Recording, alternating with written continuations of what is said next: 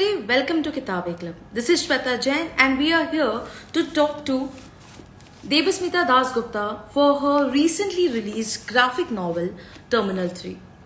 By the time I add my author for the day, let me introduce her. She is brilliant, she is terrific, but okay, let me just add her. I can see her live. Yes.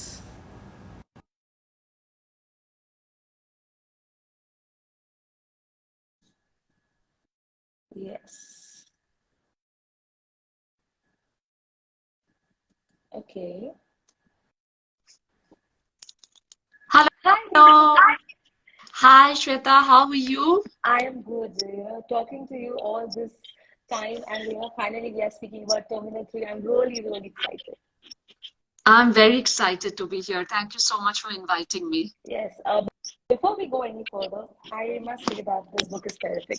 You know, I could finish this in one sitting. I went through it again and again because I felt that despite being a small graphic novel, it has so many points where I can, think, revisit, go again and again. And I have, recommended this book to so many people, to so many adults, young adults, because it is something unique. It is an experience that follows.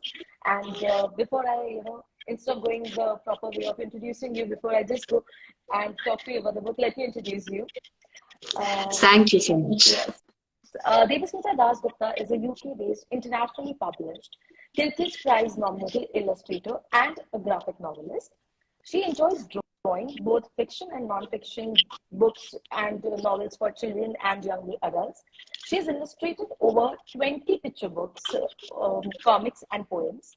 Widely known as an art for change advocate, Debasmita tells extraordinary stories, and this is one, recent example I would say, and has also partnered with, organizations globally, non-profit organizations globally. Her art is exhibited across the globe, and more than 40 international media outlets have featured her works. Her debut independent graphic novel, Narya, which I have also read, published by Scholastic, is critically acclaimed in many countries. You would be shocked to know that it was the first graphic novel I read. I never Oh my mentioned God. this to you, but Thank this you. is yeah, this is that was my first graphic novel. Welcome to the Kitabeclub, Club, Smita. Thank you. Thank you. It's a pleasure. It's always a pleasure to be here and speaking with you, Shweta. Yes. Before we go any further, this is labeled as a graphic novel.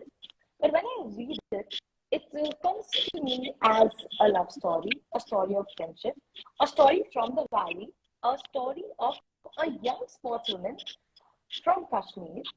And how did you manage all of these four things in one minute?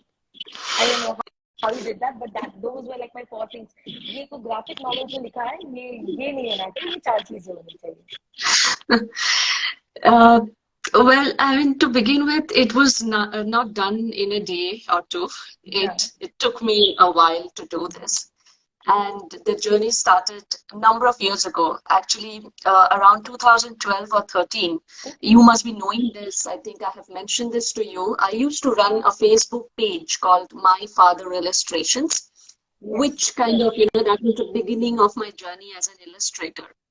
And at that time, on that page, the idea behind the page was to share stories of fathers and daughters, particularly fathers who are defending the rights of their daughters. And I used to share stories almost every week, and I managed to share about 350 stories from 54 countries, And one of the stories I stumbled upon at that time was from Kashmir, and this was about this little girl. Her name is Tajamul Islam, and she's a kickboxer from Kashmir. At that time, she was only 8 years old when I saw a video, and then I read up an article about her, and her father was the coach. So that story really, really moved me. I definitely, I went on and illustrated that story at that point, but it kind of, that was you could say, the seed for Terminal 3.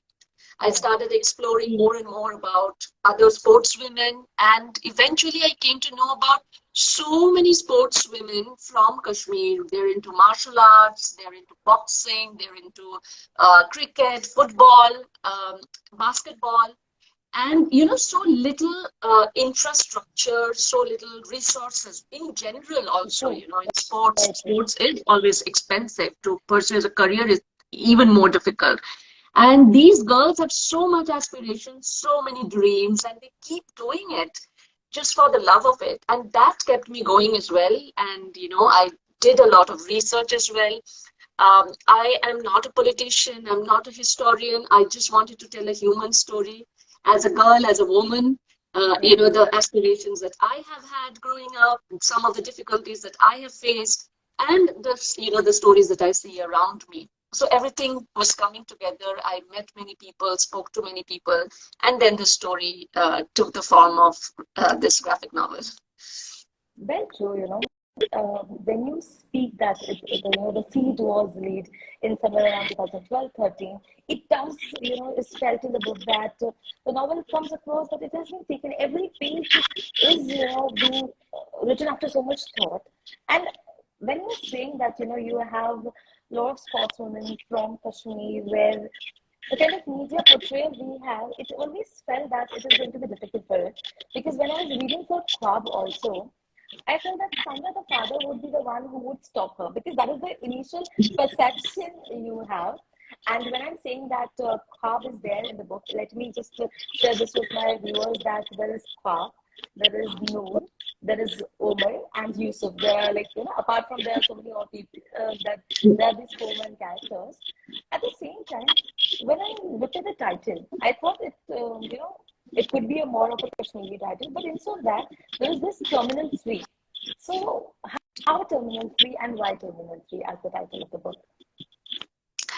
I think, for me, this story was a story of a journey and a story of transition as well, right? And that sense of transition is kind of there when you're in an airport, in a terminal, where there is an anticipation for another journey, but at the same time you have also the baggage of what you've left behind.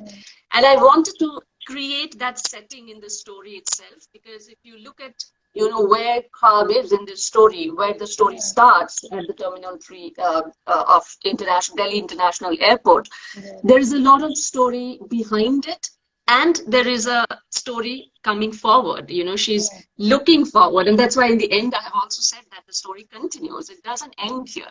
So that whole sense of an arrival, transition, and departure is what I wanted to also talk about in this story. That's how Terminal 3 came to be. Brilliant, when you said about Terminal 3, that it reflects arrival, transit, and departure, that also explains the caption you have with the title Terminal 3. And, when you said that the story continues, in my mind, the reader in me more specifically wants to know more about what happens with the two girls and what is their journey. Please tell me that there is a next book which you are thinking, next novel that you are thinking. You have to answer this, you have to answer it in affirmation. So please tell me that it is yes, it is going to happen. Well, I do have a story. I definitely imagined her, and I see her, this is something I've also shared with my colleagues at Penguin, that when I was writing this story, these characters, after a point, they started telling me a lot of things. They started coming and visiting me, and they were talking to me. Like, I mean, usually when I draw characters, even in other picture books also, I always draw the character first, because the character then starts speaking with me. And here, because it was a longer period of time, and the story was also taking different shapes at different points. So the characters actually at some point started talking to me and telling me that this is how I think you should take me. This is where you should take me. It sounds very, I don't know, strange. No, it sounds creative. But it sounds strange, but it's creative, yeah. I think a lot of creatives actually, a lot of authors I've heard, they face this. This is very common. This is not something unique that I'm facing. But yes, with Terminal 3, it has happened that the characters started giving me the motivation to take them forward. And that was, that last line that Cobb continues is, is a mark of that, because I feel like this Cobb also figuratively and symbolically that this dream continues. She doesn't stop there, and maybe there's another chapter that happens after this. But we have to ask Penguin if they're interested in the second book or not. Oh, I'm sure they are. If there is a petition to sign, I'll be the first one to do that. Yeah, the name are quite symbolic, Khwab, which means dream, Noor. I don't want to disclose what Noor is about, but then Noor, everything makes a lot of sense when you're explaining it.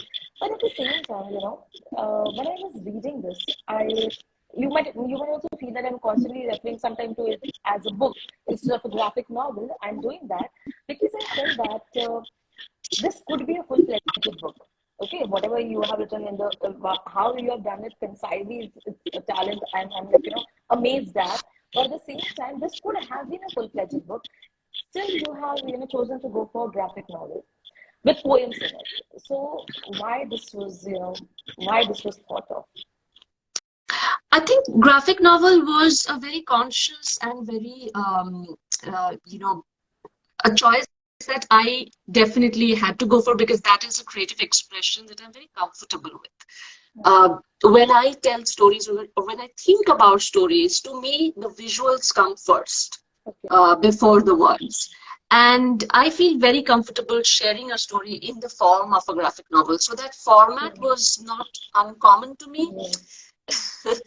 And it made me feel very comfortable when I was, imagining the whole story in the form of a graphic novel.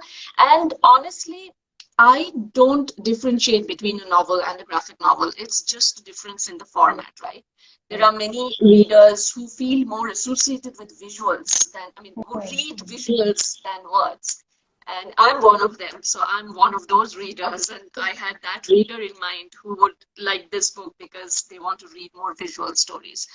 So that's why the choice for a graphic novel, this format, was very obvious to me that I would like to do that. The idea of poetry in it, that is again, tied to that point I was mentioning before, that when Yusuf's character came to me, and at that time I was also doing a lot of research about the poetry from Kashmir, especially the women poets from Kashmir. That's why there's a mention of a woman poet as well, right? When Yusuf first meets Khab at that time. So yeah, that idea again came to me, that when Yusuf's character was introduced, it just felt like there's something poetic about this character, and also not revealing the story, but this whole sense of departure had that connection with poetry which keeps you alive. And yeah, it came very organically the moment I thought about Yusuf and what will be his fate. So poetry was kind of tied to that character. It demanded it from me.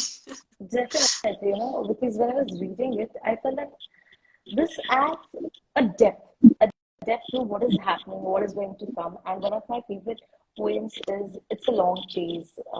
The great old beast is now tired. It is heart touching. It is beautiful. Um, because you were writing about the valley, you were writing about Kashmir, where you were, एक second के लिए भी कभी आपको ऐसा लगा क्या ये चीज को हमने नहीं लिखना चाहिए, या मैं इसका प्लेसमेंट जो हूँ कहीं और कर देती हूँ? मतलब आई नो स्टोरी लाइन पूरी चेंज हो जाती, बट कभी भी आपके मन में आया कि नहीं ये चीज कश्मीर से ही होनी चाहिए, या नहीं इसको कहीं और मतलब एक जनरल परसेप्शन जो है, जो अनअवेयरनेस है, उसके हिसाब से आपको ऐसा लगा कि हम लोकेशन ही चेंज कर देते हैं स्टोरी की? No, Shweta, that didn't occur to me. But I definitely thought about this thing that, because also I think nowadays this is, and for many good or bad reasons, I would say that this whole idea of where do you belong and are you able to write this kind of a story, because I'm not a Kashmiri, but I still wanted to write this story. So I was very much aware of that fact that I'm writing a story. It's not an own voice story in that sense. But at the same time, I feel as a creative that when you tell stories, and I think I have tried my best to do justice to the story by talking to people to, understand, also, talking to Kashmiri friends and people who have worked in Kashmir, understanding the nuances of it. From my point of view, definitely there could be some, maybe I've not been able to do it fully, but I have tried my best. That's all I can say. But I was aware of the fact that I am not a person from there, originally from there. However, stories do not always believe in boundaries. If I have to really tell about my story, then what is my story? My story is I can only write about girls, and I can only write about a Bengali girl probably, or a Bengali girl who is not living in Bengal. Then it becomes so constant. I don't think any creative would like that. It's only a matter of, you can tell everybody's story, only you have to be honest about it. You have to do your homework. And as I said, I tried my best to do that. At the same time, since you talked about conflict zone, we all know, I mean, it's a known fact that it's a conflict zone. And uh, there are something special about Kashmir, but at the same time, it's also similar to many other places, not just other conflict zones, but also any other place. And a person, a human being, or a girl, a teenager, a 17-year-old girl, what she faces is not always tied to that conflict zone. Yes, things get accelerated over there for sure, but at the same time, there are many commonalities, and I think that was my standpoint, that I identified with Khab, not because she is from a particular area where I don't belong to, but the things that she goes, the internal journey was very much identical to my journey. Very true, because when you say that you have not been to Kashmir, or it is still your perspective about what has happened with Noor, Khwab, Yusuf, or Omer in Kashmir. I would say that it is brilliant. My whole objective of putting this out was that what you feel within, for a little child out there in Kashmir is so beautiful that it needs to come out. And when it came out to you, after reading the novel, I myself, researched, are there really any sportswomen from Kashmir? Trust me, despite being a vivid reader, I never knew that ऐसा भी कुछ होता होगा, क्योंकि हमें perception की आदत है. So kudos to you on that. That's brilliant work out there. At the same time, Deepsmita, when we circulated among the book club that we are going to host Deepsmita, and we circulated your bio also. There was this question from a lot of people. We are very aware about the popular. This is more of guidance required sort of a question, but we are very popularly aware of, for example, अगर किसी को doctor बनना है, engineer बनना है, तो कैसे बन जाते हैं? वो एक institutions है, colleges है, but a lot of kids and a lot of parents see that their young kids have that artistic bent of mind. They are more creatively inclined, but because there is, I won't say that it is lack of awareness. Nobody knows the right path per se, how to pursue, how to proceed. And this was a very popular question being asked, that since Deepsmita is here, we need to ask this. कि अगर हमारे बच्चे को drawing में artistic मतलब बहुत बच्चे doodling करना चालू कर देते हैं young age पे, so how they can proceed further? This was like one of the most popular questions asked for you particularly.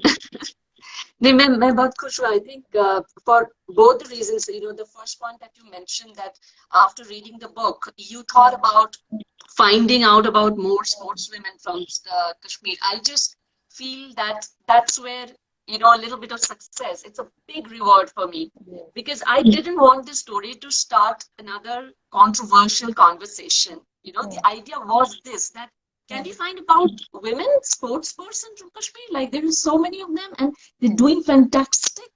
They're getting medals for our country, and we should be celebrating them.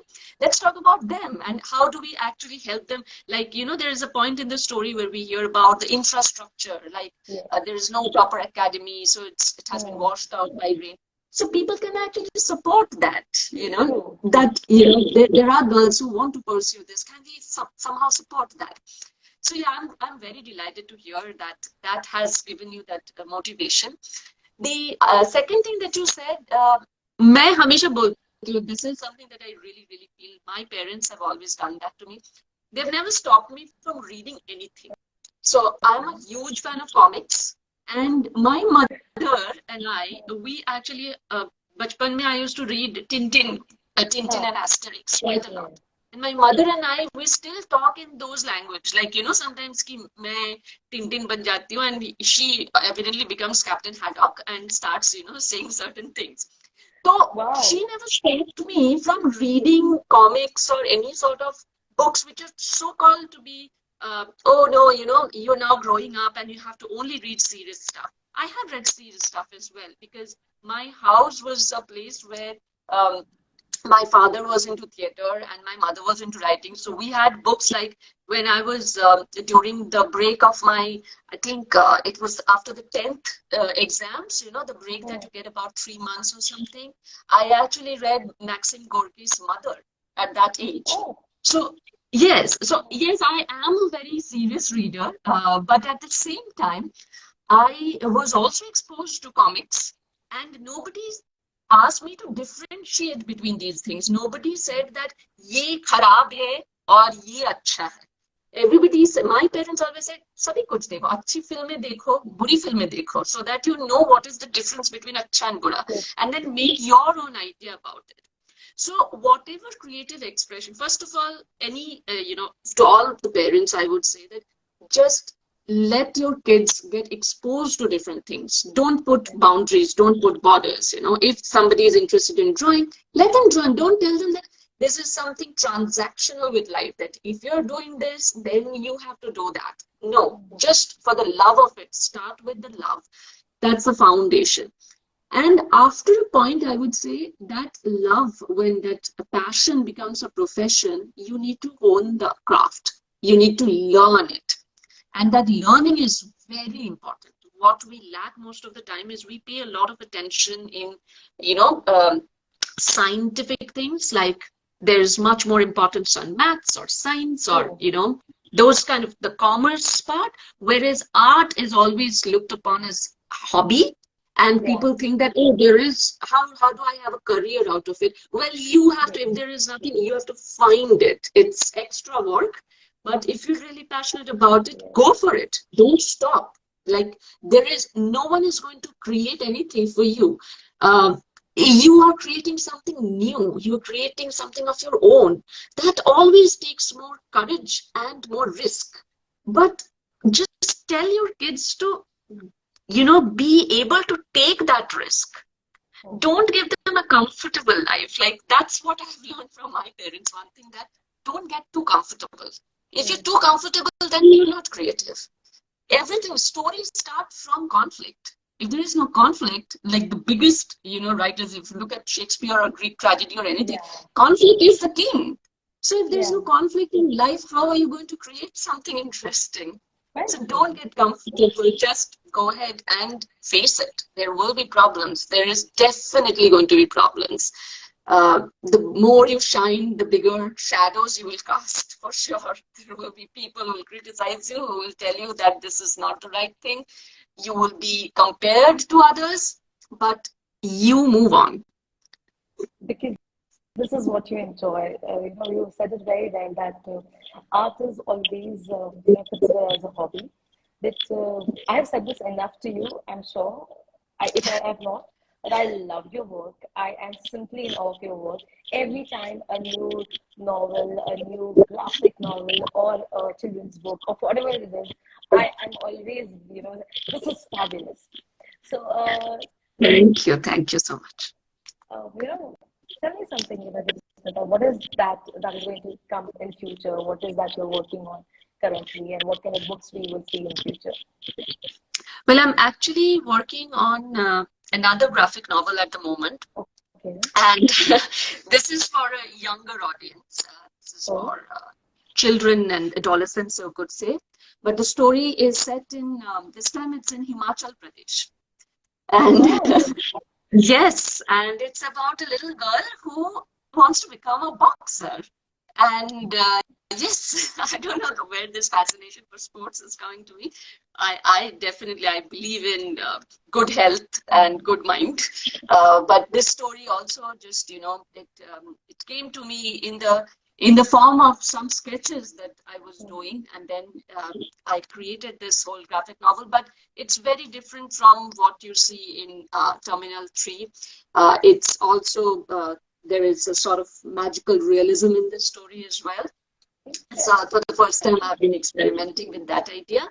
The manuscript is done. I have completed the storyboard recently, and it will now, I will get into the color phase. So that's something I'm currently working on. Brilliant.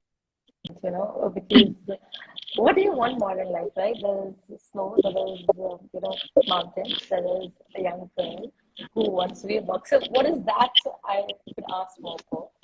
Uh, this is like, reader's dream come true. At the same time, when it comes to Terminal 3, I have known Devasmita more as in person when I have spoken to you as an illustrator, and we have spoken about the poems you have written. But then when you came down to Terminal 3, it is the author, it is the illustrator Devasmita, the poet Devasmita, and choosing colors, doing so many things. How that blend happened, or donning three different hats for one book, how that merged for you?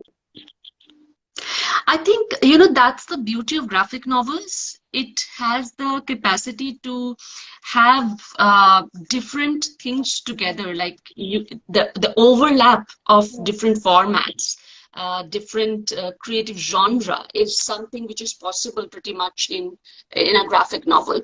That is definitely there. At the same time, when I wrote Nadia, and since you mentioned that was one of the first books you read, one of the first books that I created that you read, and I mean, Nadia was a very short book, right, in terms of words. And I heard that from many people that, oh, it was, we finished the book in 10 minutes because it was so little words, it was only images. So the idea was, again, it was an experimental graphic novel, and I wanted to tell a story through images more than words. And then Terminal 3, when that was happening, this is almost 10,000 words. Yeah. So from Nadia to this was like, where do I really stand? There's no middle ground. But the words came very naturally because this was a graphic novel. This was very conversational. Yeah. At the same time, there was poetry, and yes, and there was also this whole sense of the time going back and forth, and through that, how you and certain descriptions which really came to me very naturally when I was going through those phases of the chapter. It felt like one after the other things just happened, and they told me that this is the setting and this is how I need to describe it. Like the part that you mentioned about the beast, it's a long chase. I felt like it didn't require description in a very mundane way that, okay, massacre has happened and this is their body. It came to me in a very, very surrealistic way, that whole visualization. And I also tried to write it in that format. So yeah, I mean, I guess to answer your question, the blending happened very naturally because I am in general interested in different genre, and this was an opportunity for me to blend all these ideas together. Thank you. It is felt throughout when you read, and when you said that for Nadia specifically, that it is a short one. For me, graphic novels, although out of curiosity, I'll finish them in one go. But then after reading the text, I will come back to the page again, and then I'll see, okay, now what do I see? Are there some colors here which which are trying to tell me additional part of the story? Then is the font getting different? So this happened with so with this one. If you see this page particularly, the one which is Yes. where she's sitting at the terminal, I'm seeing the change in their eyebrows. I see somebody just looking at the mobile. wearing a scarf, somebody is, having a hair tie, curly hair. Then I see those detailing, and then a small graphic novel would also be, a lot of effort for me. As a reader, I'll come and go back. So, at the same time, my last question to you is, when you look at the conversation between Kwab and her mother, Ammi, you always have a side mother's logic.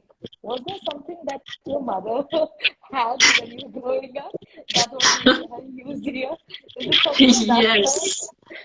I think Shaheen, the mother's character Yes, is pretty much like my mother.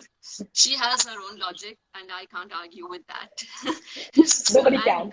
yes, yes, and those things about the phone, the sound of the phone. Like for example, my mother's phone will always get all these messages, and I ask her to keep it on silent mode or lower the volume, but she won't agree with me. She's like, no, no, no, I'll miss an important message, so it has to be on full volume. So Shaheen is absolutely like my mother, and she has her own logic, but she loves Cobb, and her love is very protective. At the same time, she also knows, the sense of attachment and detachment. Both she understands. At some point, when you feel like she's going to be one of those conservative mothers not letting her go, she actually lets her go. So she also surprises Cobb. And that's what my mother does to me all the time. She surprises me with things I feel like, oh my God, I never expected you to do this, but she does it. Very So true. yes, that is absolutely my mother. Your mother sounds like my mother, and the I'm sound part, sure. yeah, the sound part is like totally understandable. I can do a virtual high five to you there. And thank you so much, Smita. This is wonderful. I am, I'm recommending this graphic novel enough, and I simply love this for the effort that the story brings out, the way it connects. It is a different perspective altogether towards the valley, Kashmir, and a fresh one. Also, it gives me, certain amount of hope that what I have read, what I have seen all over these years, there is more to Kashmir than what we have received for sure. And thank you so much for bringing this brilliant work, sharing, this story with the world. And I just can't wait to read the more books those are coming from this. Thank you so much. Thank you, Shweta. It's always a pleasure to speak with you. And thank you for inviting me to your Kitab Club. And I really, really, it's always an honor to be here. Thank you. Thank you for inviting. Yes. Thank you so much, Smita. Take care. Yes. Bye. Bye. Bye.